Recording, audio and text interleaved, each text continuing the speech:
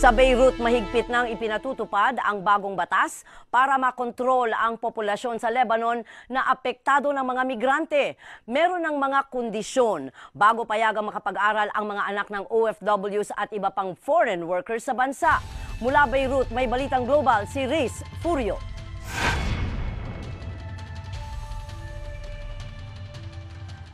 Laking gulat ni Evelyn Tenazas nang tataka ng immigration ang passport ng kanyang 2 taong gulang na anak.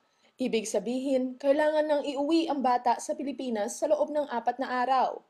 15 taon nang kasal si Tenazas sa isa ring OFW at may 2 silang anak sa Lebanon. Parang unfair para sa amin yung tatatakan ka nila, sasabihin nila na umuwi ka kaagad. Paano naman hindi kami makakauwi in 4 days? Lalo na ako, may anak ako, 2, nag-aaral pa yung eldest. Sa ibang kaso, pati isa sa mga magulang pinauuwi. 10 reklamo na ang natanggap ng embahada na agad nag-file ng formal complaints sa Ministry of Foreign Affairs at sa General Security. Doon, nalaman nila na mahigpit ngang ipinatutupad ng Beirut ang bagong immigration law para makontrol ang lumalaking population sa Lebanon. Ayon kay Consul Dennis Briones, may 5.9 million ang nagsisiksikan sa maliit na bansa ng Lebanon na kumukupkup ng 1.5 million Syrian refugees.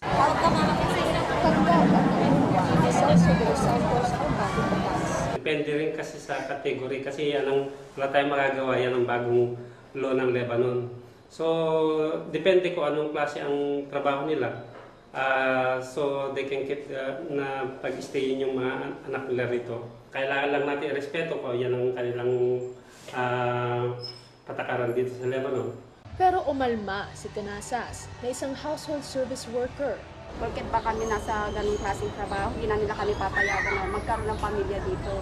Na makasama namin yung mga anak namin. Mas gusto pa nila na pauwiin sila o magkahiwa-hiwalay kami magpapamilya.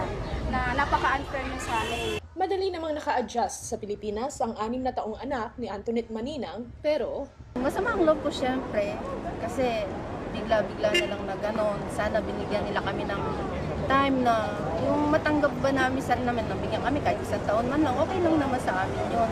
maraming dayuhang manggagawa ang naapektuhan, kaya sama-samang kumilos ang iba-ibang embahada at NGOs at napaluwag ang pagpapatupad ng bagong batas. They were treated on a case-to-case basis.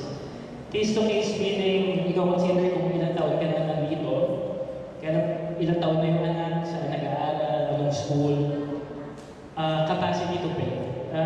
Capacity to pay to continue schooling here in Lebanon.